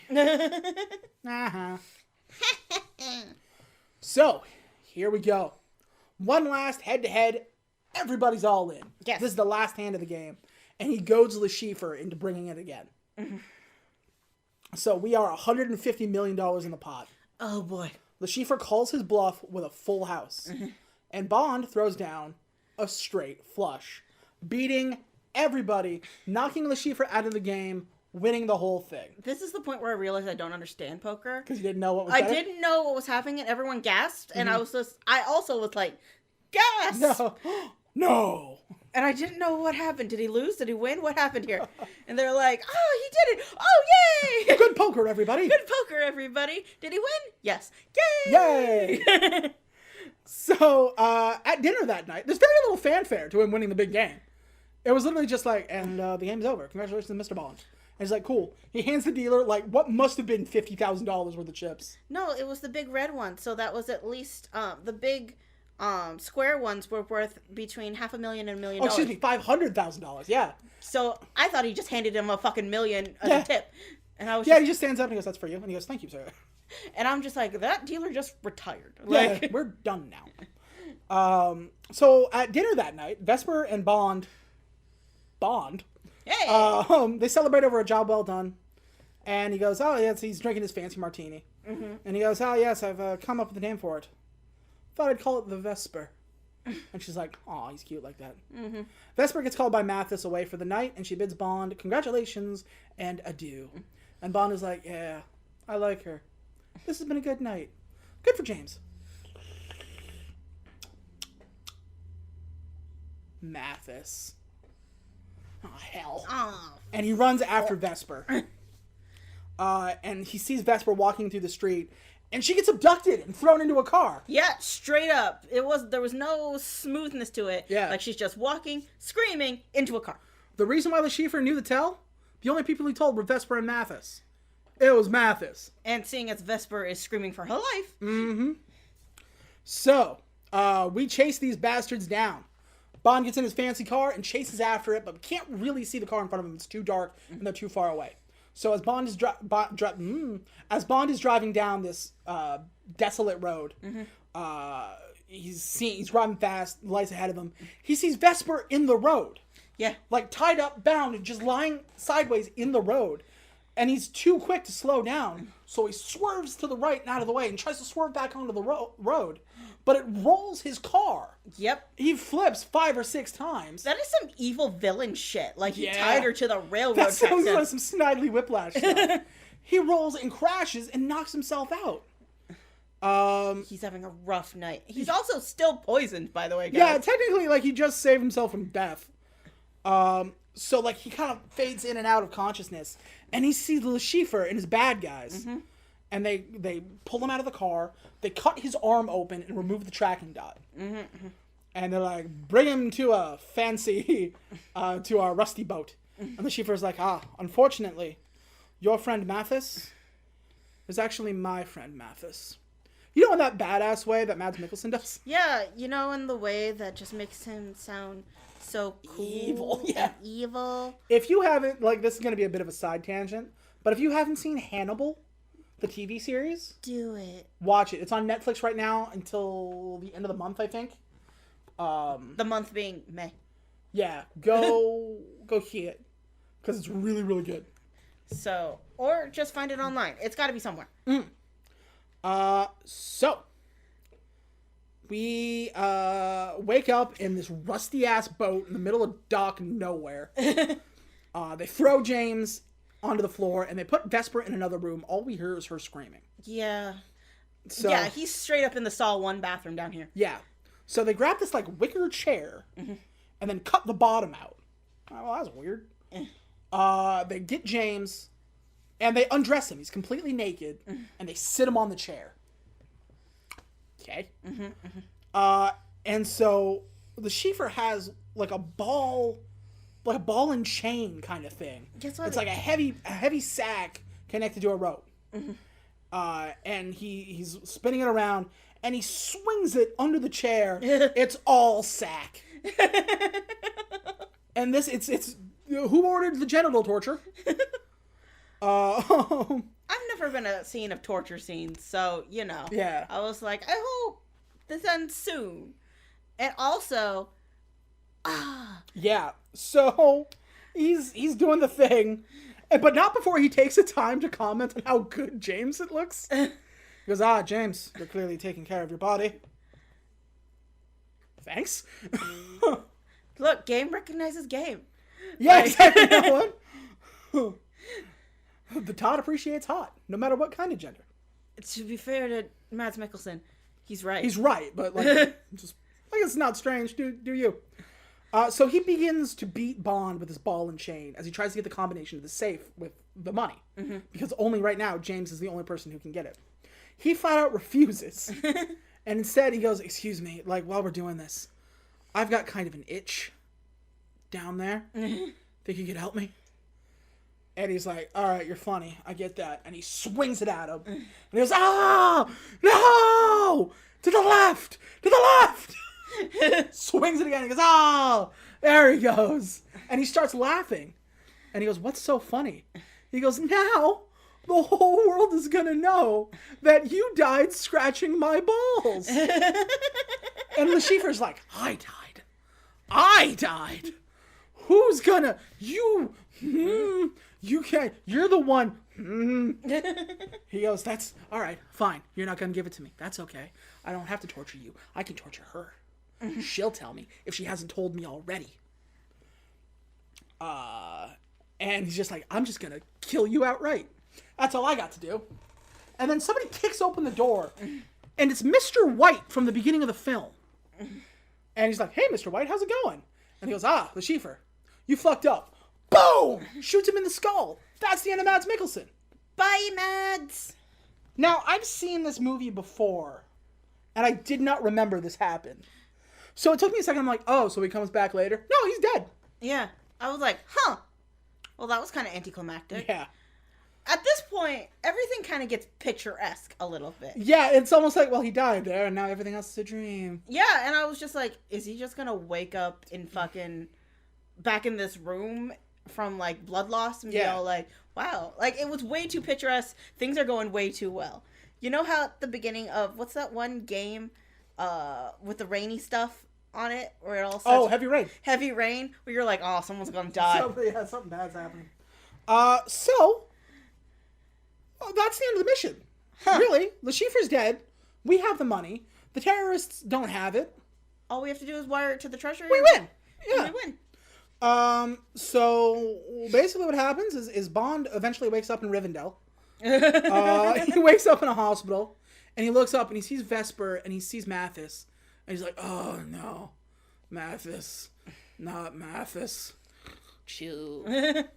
And then a little bit later, he's just like in a hospital. He's out in a wheelchair kind of thing. Mm-hmm. He's looking at the ocean because he's in a fancy-ass rehab facility. Mm-hmm. And Mathis is talking to him. Because he's recovering from genital torture and poisoning. Yeah, it's been rough. And also a gunshot wound and several claw marks. Like, yeah, that's true. A doctor has a story about this guy. Mm-hmm. So Mathis is talking to him because nobody else knows Mathis is dirty. And Mathis doesn't know that James knows he's dirty. So they talk. And he's like, so, what else do you remember? And he goes, this, and this. He goes, I see. And is that all you remember? You remember nothing else? There's nothing else you remember? And he goes, yeah, I remember one other thing. And, like, the cops come in and have him arrested. Bye. Like, they don't even break step. They walk up behind him, grab him. They tase him. Tase him and drag him. Like, they do not stop even a little bit. Yeah. Just, it's a grab and tase, you know? He passes out from the taser, and and that's the end of Mathis. Bye. Okay, bye. And don't forget your wieners. Bye. So, and that's that. And Bond's just kind of chilling. Vesper shows up. Like, he takes a nap. Vesper shows up, and he's like, "Hey, how's it going?" And she's girl. Like, "Hey, how's it going?" He goes, "So we gonna end up together?" And Bond is like, "Yeah, I think so." And she's like, "What do you mean you think so?" He goes, "Oh, I see it. All right, you put your armor back up. The mission is over. You don't want to connect." He goes, "No, you don't understand. I don't have armor left. Like, this job sucks. This job sucks. I like you more than I like this job. Let's just go. I'm a multimillionaire now. Mm-hmm. So, like, we'll pay the money back to the Treasury Department. The Treasury, and then we're good." I mean, we have more than the Treasury offered, so we'll just take the difference. Yeah. So, the guy shows up from Switzerland, and he's like, "Hey, here's all your money. All you have to do is type in the tracking number, or the routing number." And Vesper types in the routing number. He goes, "Now all you need is the password." And James is like, "Oh, Vesper, you can do the password too." And she's like, well, "How the hell would I know your password?" Because you should. Here, I'll tell you.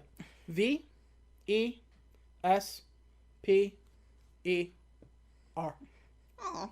Vesper. So they have the money, and then it went to whatever account was there. And we just kind of chill out for a little bit. Bond is like, "Look, I'm gonna retire. It's not that I need the fucking money anymore. I'll retire and we'll just hang out for a little bit." You ever see Venice? Yeah, it's like, let's go to Venice. And so they're on a beach somewhere, and she's like, this is good. This is the good shit. Yeah. And he says something like, this happened, this happened. And then there's that fucking Mathis. She goes, "Why? What happened to Mathis?" He goes, "I didn't tell you. He was a traitor. Like, the reason why the Schiffer knew his tell is because I told Mathis, and Mathis told him. What a dick." Yeah. And she goes, "Does everybody have a tell?" And he goes, "Yeah, every single person has a tell. Except for you." Because that's why I think I love you so much. She's like, "You love me?" And he's like, "Yeah." Let's go to Venice. So we go to Venice. Run away with me to better days. Run away with me. Run away with me. So he basically says, "Look, I don't have a whole lot of life left." Being a 007. But, I mean, all the life I have, I want to give it to you. Oh, and it's real sweet. And So, again, I still think he's passed out on that floor, isn't he? yeah. They're on a boat in Venice. He tenders his resignation to M through email. Yeah. Just a really quick, I'm out this bitch. And, like, they're on a boat taking in the sights, and Vesper's, like, looking around, and she's like, "Yeah, this is nice." And I'm real confused, because I saw Skyfall. Yeah. And I'm just like, is he going to reply to that email, JK, never mind? Like, what the hell? Well, you'll see. So, like, she's looking around, and they're on this nice little boat, and they're kind of floating away.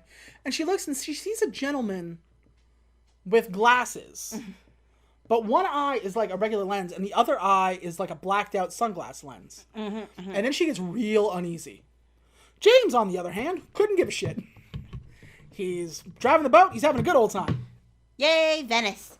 So, they wake up in their hotel room, and Vesper's like, all right, I gotta go to the bank. And she's like, fucking why? He goes, cuz, I gotta go. I want to pay for at least half of our travel. It just makes me feel better. And James is like, all right, do your thing. Somebody texts James's phone.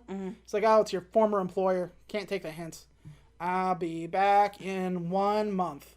All right, I'll go get the money. You get the supplies. We're out of here. And James is like, yeah, cool. Let's do it. And so Vesper leaves, and as James is getting ready to leave, he gets a call from M. And he says, M, can't take the hint, can you? And he goes, okay, well, first of all, we're going to talk about your resignation later. But right now, we got to worry about the money you won, so you're going to give that to us anytime soon? And he goes, what do you mean? I got a nice man in my office asking me for hundreds of millions of asking dollars. me for $100 million in funds, and we don't have it. So are you going to do that later? And James is like, yeah. I'm headed to the bank right now. So he calls the owner of the money, the guy who he gave the password to, and he goes, hey, having a little trouble accessing my funds. Is there a holdup I need to worry about? And they're like, no, sir. It went to the tracking number you gave to us. As a matter of fact, the funds are being taken out right now at the bank. And he goes, by where? And he goes, Venice, Italy. And she's like, oh, damn it. Vesper has screwed him. Yep. She withdrawed all the money. So, Vesper. I liked you, Vesper. Yeah. So James chases her down through the streets of Venice to this shady back alley thing where he loads his gun. Wherever Vesper's going, a lot of people are following her. Not just James. Well, they were until James shoots one in the face with a silenced pistol. Yeah. Venice is, like, all the places he goes is weirdly cool with people just dropping dead. Yeah, it's strange. So Vesper goes to this, like, shady, like, almost like a drug deal style handoff. Yeah, she's handing Mr. One Eye with... Yeah, you're right. To the money. And I'm just like, oh, Vesper, no. Yeah, it's the dude with one eye. And she's like, here's all the money. And he's like, thank you, good day. And then, like, he sees James. And James is just like, hello. And then he... Roll literally basic stealth check. Yeah. And he botched. He botched hard. Because he could see him through the pillar. And I'm just like, you're the worst spy ever. Yeah. And so he sees her, and the bad guy grabs Vesper and, like, holds the knife up to her neck. And he goes, I'll kill her! And James goes, allow me. And then he turns and he starts shooting at people, and we get ourselves a nice little shootout. So, we chase them through the side streets to this, I think it's a derelict building. Yeah, it looks pretty derelict. I think what they were trying to do is it was a derelict and try to revamp it based on all the cranes and shit. Yeah. But it's not happening anymore. No. So, it's a derelict building that's up on pontoons, because we're in Venice and buildings need to float. Yeah. I think. I've been told that you just build on the old buildings. Yeah, I don't really know how it works. But Point anyway. is, shit's under construction. Yeah, shit's underwater. So we go in and we have ourselves a little firefight. Vesper goes into an elevator in the middle of the thing to hide, I guess. I'm not really sure why she did it. Or did they put her there? I think they threw her in there. Yeah, they basically throw her in there to like save. And so we have ourselves a little shootout, and we shoot out the pontoons that are keeping us afloat. So the entire building begins to sink into the ocean. While we're doing that, we are running up the stairs and also fighting. We're doing the shooting, and then eventually James ditches the gun, and we go to the punching. Hello, the raid. It is very much like the raid, isn't it? Yeah. Yeah, if you haven't seen the raid, go do that. Go do that. What are you doing here? Watch the raid.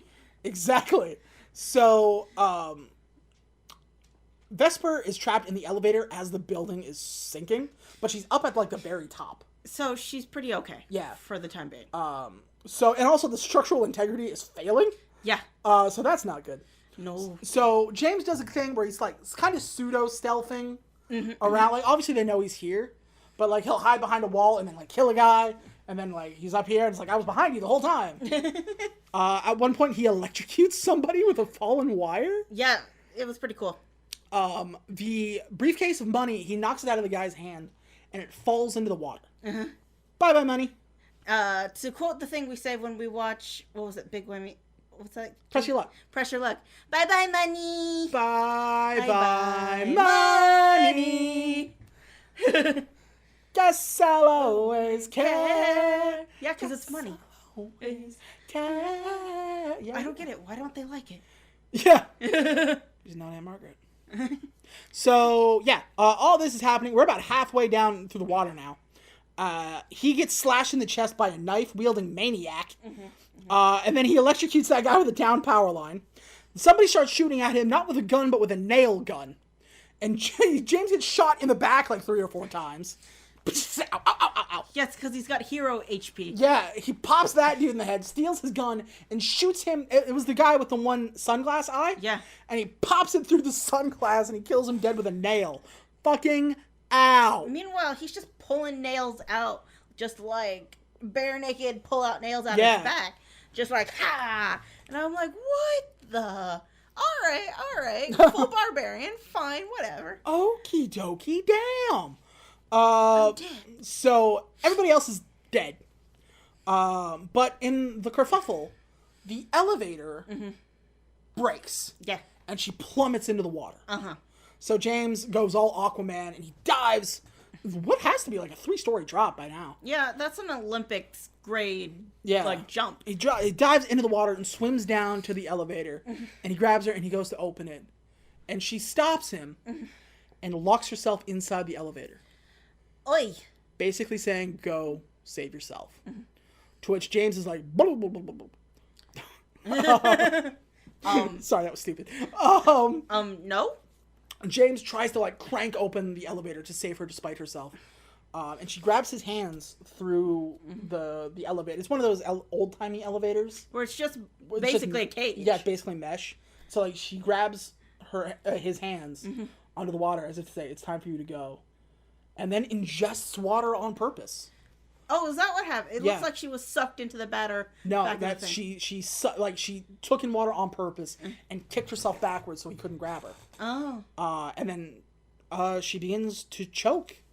And James watches her as she fades away and eventually dies just as he opens the door. Yeah, he's eventually able to kick open the door. He gets the door open, but he's just not in time. He gets her to land and attempts to resuscitate her, but he can't do it. Vesper Lind is dead. Oh, damn. James weeps over her dead body as Mr. White is seen with the briefcase of money and gets away scot-free. Motherfucker. So, here's the deal. Turns out Vesper had a boyfriend who was kidnapped by the bad guys. And she has been forced to work with them and betray James to save his life. M and MI6 missed it completely. They knew she had a boyfriend, but they did not know the connection. She apologizes for not looking through it more, and essentially costing people their lives. Yeah. And she goes, so we expect you back. We imagine you're going to come back to work. And M kind of gingerly says, like, hey, if you need a couple weeks, it's okay. And Bond says, why would I need a couple weeks? The mission's over. The bitch is dead. Aww. M deduces that the reason why Bond's still alive, why he survived Mr. White shooting Le Chiffre and why Mr. White didn't shoot James, is likely because Vesper made a deal to give him the money to save James. And that's the only reason why he's still alive. Bond looks through her things. He's on a boat, and he kind of looks through her stuff and finds her cell phone. And on it, she sees one message, and it says, "For James." And he opens it up, and it says, "Mr. White," and a location. An estate in Lake Como. Aw. We go to it, and Mr. White is standing there like a dick. And it's just like, it's good to be evil and rich. And then somebody calls him, and he goes, "Hello?" And he goes, you hear James Bond on the other side, and he goes, "Is this Mr. White?" He goes, "Yeah, who is this?" Bang! And he's shot in the leg. And James walks up to him as he's trying to, like, crawl up the stairs to his house. James walks up to him, and he goes, "Bond. James Bond." Curtain down. I love this movie. This is a great movie. I didn't know Vesper like, do Bond girls normally die? Yeah. I didn't know that. I thought they were like the Queen. They were invincible or some shit. No, a lot of Bond girls. Turns out they die. Okay, so explain to me what a Bond girl is then. A Bond girl is a female spy. Uh-huh. Not a spy. She's just the female in a Bond movie. I see. Usually, like, sometimes they drive off together. Mm-hmm. And it's like, and they were lived happily ever after, and then you never see her again. Some of them survive. Yeah. But a non-zero amount die. I see. And Vesper dies. Like, Yeah. In the other iterations, does Vesper always die? Yes. Oh, shit. This is the impetus for Bond going colder and calculated. Oh. This whole film has been leading up to that point where James kind of forgoes his emotional responses. Mm-hmm. And this is the tipping point. You have to call him by his Christian name. Jimmy. Jimmy, excuse me, you're right. So Jimmy, that's where we're at. We hit this point where now he's that cold and calculated. He thinks with logic and reason, and he doesn't let himself get over... Because Vesper took it from him. Yes. He trusted Vesper, he got emotionally involved, and it backfired on him. Mm-hmm. And now it's one of the... He'll never do it again. Oh. And it's sad, and it's... But that's what he needs to be a successful 00 agent. It's true. But also, what a bitch. But yeah, so this is the origin story. Mm-hmm. But it's not lame like most origin stories. So... I didn't know Vesper was evil. Sort of. Yeah, hard to say, you know? Also, who names their kid Vesper? It's kind of a cool name. Yeah. But it's a cool name for, like... A car. Or a drink. You could actually order a Vesper Lind. Yeah? Yeah. Will it break your heart? If you're allergic to alcohol. But yeah, so I think with this is a great way to start a new series. Mm-hmm. And I think it's one of the best James Bond movies of all time. Mm. So for that, I'm giving it a 9. Well, it is a very good James Bond movie. Nothing was spared. I was deeply entertained. It's greatly written. You're all about Skyfall. I'm all about Skyfall. That makes sense. So, considering I would give Skyfall a 9 from my memory of Skyfall, I'm going to go with like 8.5 because I still like Skyfall more. But not by much. Like, yeah, it's one of those things. Like, I haven't seen this movie in a very, very long time. Mm-hmm. Like, I saw it basically when it first came out, and then maybe like one other time later. So like, I knew the plot, obviously, but I was just reminded like how good it is, and how lame Quantum of Solace is. Quantum of Solace is bad? Oh, we'll find out, man. You sure? Yeah, that's coming up next week. Alright. Quantum of Solace, it's not bad. There's very few bad James Bond movies, but Quantum of Solace is up there. I was about to say, we went to the moon once, apparently. You keep saying that like it's a bad thing. Cutes, that's when movie franchises jump the shark. Yeah. Fast 9's gonna jump the shark because we're racing in space. That's when Freddy, I believe it was Freddy went to space. Jason went to space. I'm sure Freddy's going to. Oh. Like... Well, excuse me, when I go to the theaters to watch Spiral 4 from the Book of Saw 18... In space. In space. You don't have to come with me. No. But I do, though. But I will. I so will. Remember, we saw that last... What was it? It wasn't Spiral. It was like Jigsaw. And I literally ordered like a coffee because I was like, they're going to fuck this movie up. Mm-hmm. And halfway through the movie, I was like, oh no, they fucked it. Yeah. They didn't. Watch the movie. They didn't. Yeah. We'll do Saw one of these days. Yeah. Maybe for Halloween. But yeah, so a 9 and 8.5. Yeah. That's solid. If you haven't seen Quantum of Solace and you like action films, you want to try a James Bond film, this is the one to do if you want to get hyped for No Time to Die. So next week we go to Quantum of Solace. We'll need you to get rid of him. When you can't tell your friends from your enemies, it's time to go. Right now, I think you're the only person I can trust. James, move your ass. I wish I could set you free, but your prison is in there.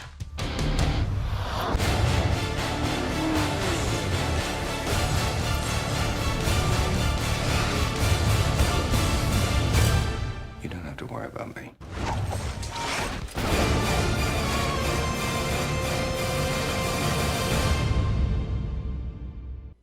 And in it, we got a new Bond girl. We have a car chase, a boat chase, and a plane chase. We kind of throw a lot of stuff at the wall here. I hope this new Bond girl's good to Jimmy. Jimmy, I don't think you can take another girl like that. We'll have to see. Jimmy, can make it to Adele. I know you can. In fact, I saw you do it, but yeah, still. we know for a fact you can.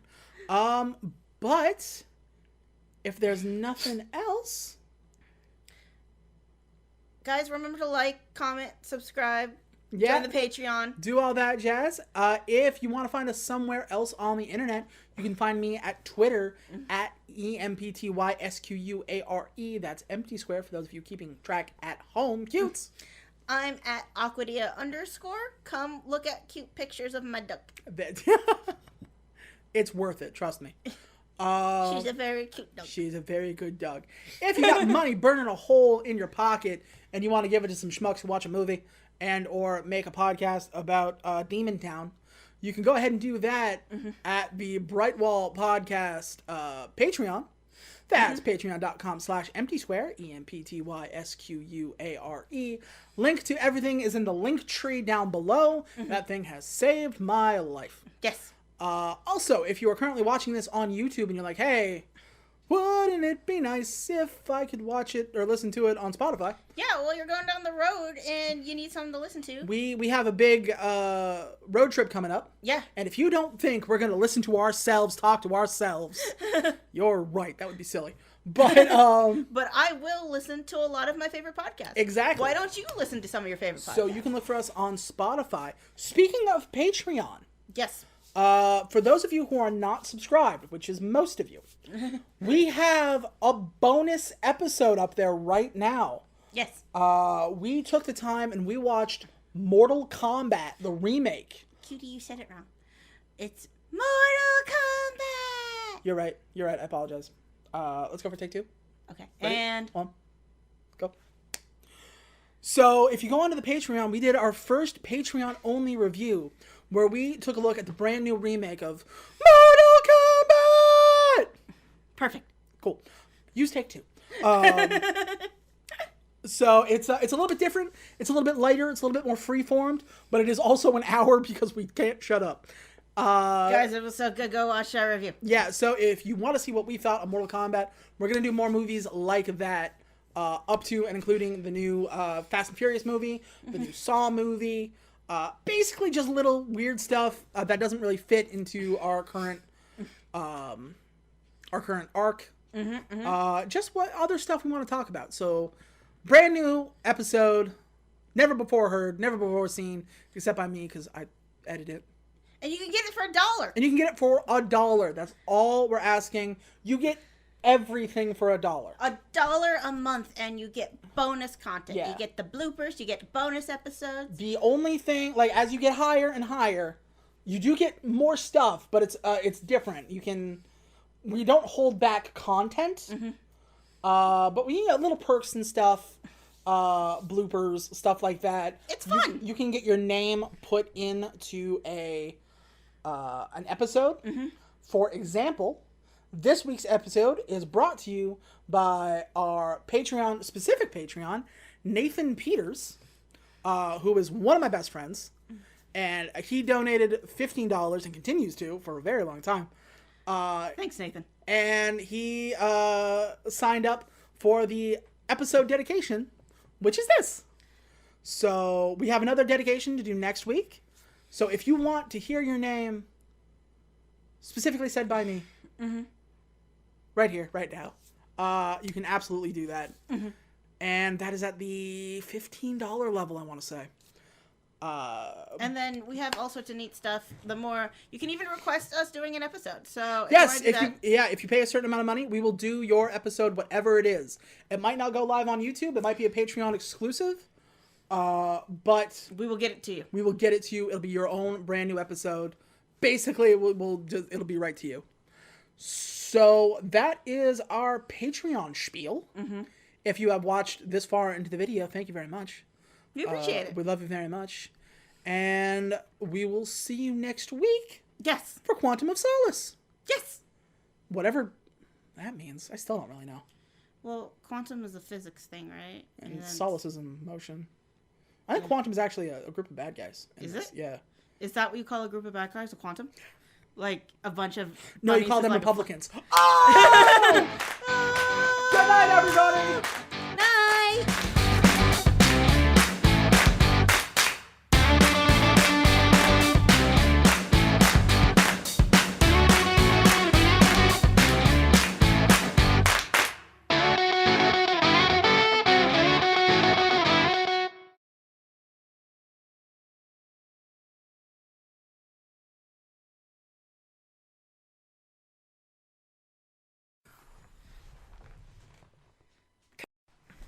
Curtain up!